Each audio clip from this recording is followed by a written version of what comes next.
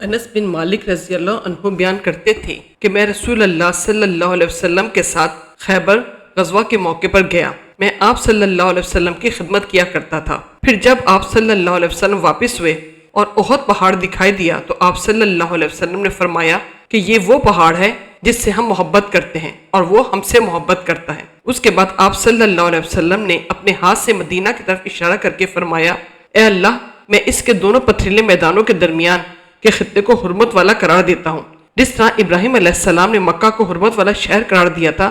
اے اللہ، ہمارے سا اور ہمارے مت میں برکت عطا فرما۔ صحیح بخاری حدیث نمبر 2889۔ انس بن مالک رضی اللہ عنہ نے بیان کیا کہ ہم نبی کریم صلی اللہ علیہ وسلم کے ساتھ ایک سفر میں تھے۔ کچھ صحابہ کرام رضی اللہ عنہم روزے سے تھے اور کچھ نے روزہ نہیں رکھا تھا۔ موسم گرمی کا تھا۔ ہم میں زیادہ بہتر سایہ جو کرتا اپنا کمبل تان لیتا۔ خیر، جو لوگ روزے سے تھے وہ کوئی کام نہ کر سکے تھے، اور جن حضرات نے روزہ نہیں رکھا تھا تو انہوں نے ہی اونٹوں کو اٹھایا، پانی پلایا اور روزے داروں کی خوب خدمت بھی کی اور دوسرے تمام کام کیے۔ نبی کریم صلی اللہ علیہ وسلم نے فرمایا، آج اجر و ثواب کو روزہ نہ رکھنے والے لوٹ کر لے گئے۔ صحیح بخاری حدیث نمبر 2890۔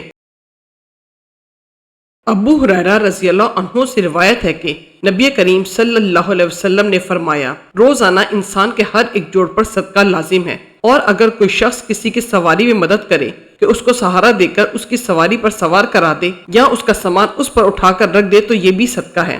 اچھا اور پاک لفظ بھی زبان سے نکالنا صدقہ ہے۔ ہر قدم جو نماز کے لیے اٹھتا ہے وہ بھی صدقہ ہے، اور کسی مسافر کو راستہ بتا دینا بھی صدقہ ہے۔ صحیح بخاری حدیث نمبر 2891۔ ابو حازم سلامہ بن دینار نے بیان کیا اور ان سے سہل بن سعد سعدی رضی اللہ عنہ نے بیان کیا کہ رسول اللہ صلی اللہ علیہ وسلم نے فرمایا، اللہ کے راستے میں دشمن سے ملی ہوئی سرحد پر ایک دن کا پہرا دنیا مافیا سے بڑھ کر ہے۔ جنت میں کسی کے لیے ایک کوڑے جتنی جگہ دنیا مافیا سے بڑھ کر ہے، اور جو شخص اللہ کے راستے میں شام کو چلے یا صبح کو تو دنیا مافیا سے بہتر ہے۔ صحیح بخاری حدیث نمبر 2892۔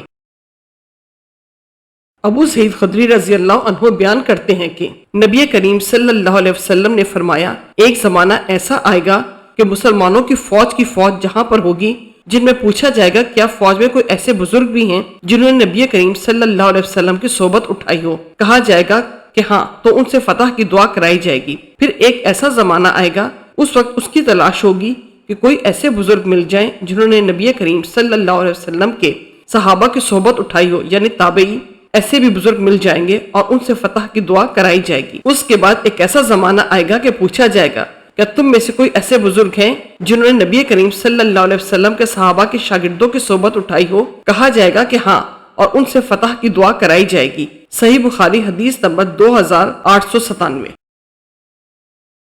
سہل بن سعد سعدی رضی اللہ عنہ نے بیان کیا کہ رسول اللہ صلی اللہ علیہ وسلم کی اپنے اصحاب کے ہمراہ احد یا خیبر کی لڑائی میں مشرکین سے مد بھیڑ ہوئی اور جنگ چھڑ گئی۔ پھر جب آپ صلی اللہ علیہ وسلم اس دن لڑائی سے فارغ ہو کر اپنے پڑاؤ کی طرف واپس ہوئے اور مشرکین اپنے پڑاؤ کی طرف، تو آپ صلی اللہ علیہ وسلم کی فوج کے ساتھ ایک شخص تھا۔ لڑائی لڑنے میں ان کا یہ حال تھا کہ مشرکین کا کوئی آدمی بھی اگر کسی طرف نظر پڑ جاتا تو اس کا پیچھا کر کے وہ شخص اپنی تلوار سے اسے قتل کر دیتا۔ سہل رضی اللہ عنہ نے اس کے متعلق کہا کہ آج جتنی سرگرمی کے ساتھ فلاں شخص لڑا ہے، ہم میں سے کوئی بھی اس طرح نہ لڑ سکا۔ آپ صلی اللہ علیہ وسلم نے اس پر فرمایا، لیکن وہ شخص دوزخی ہے۔ مسلمانوں سے ایک شخص نے اپنے دل میں کہا، اچھا میں اس کا پیچھا کروں گا، دیکھوں حضور صلی اللہ علیہ وسلم نے اسے کیوں دوزخی فرمایا ہے۔ بیان کیا کہ وہ اس کے ساتھ ساتھ دوسرے دن لڑائی میں موجود رہا۔ جب کبھی وہ کھڑا ہو جاتا تو یہ بھی کھڑا ہو جاتا، اور جب وہ تیز چلتا تو یہ بھی اس کے ساتھ تیز چلتا۔ بیان کیا کہ آخر وہ شخص زخمی ہو گیا۔ زخم بڑا گہرا تھا، اس لیے اس نے چاہا کہ موت جلدی آ جائے اور اپنی تلوار کا پھل زمین پر رکھ کر اس کی دھار کو سینے کے مقابلے میں کر لیا اور تلوار پر گر کر اپنی جان دے دی۔ اب وہ صاحب رسول اللہ صلی اللہ علیہ وسلم کی خدمت میں حاضر ہوئے اور کہنے لگے کہ میں گواہی دیتا ہوں کہ آپ اللہ کے سچے رسول ہیں۔ آپ صلی اللہ علیہ وسلم نے دریافت فرمائے کیا بات ہوئی؟ انہوں نے بیان کیا کہ وہی شخص جس کے متعلق آپ نے فرمایا تھا کہ وہ دوزخی ہے، صحابہ کرام رضی اللہ عنہم پر آپ کا یہ فرمان بڑا شاق گزرا تھا۔ میں نے ان سے کہا کہ تم سب لوگوں کی طرف سے میں اس کے متعلق تحقیق کرتا ہوں، چنانچہ میں اس کے پیچھے ہو لیا۔ اس کے بعد وہ شخص سخت زخمی ہوا اور چاہا کہ جلدی موت آ جائے، اس لیے اس نے اپنی تلوار کا پھر زمین پر رکھ کر اس کی دھار کو اپنے سینے کے مقابل کر لیا اور اس پر گر کر خود جان دے دی۔ اس وقت آپ صلی اللہ علیہ وسلم نے فرمایا کہ ایک آدمی زندگی بھر بظاہر اہل جنت کے سے کام کرتا ہے حالانکہ وہ اہل دوزخ میں سے ہوتا ہے، اور ایک آدمی بظاہر اہل دوزخ کے کام کرتا ہے حالانکہ وہ اہل جنت میں سے ہوتا ہے۔ صحیح بخاری حدیث نمبر 2898۔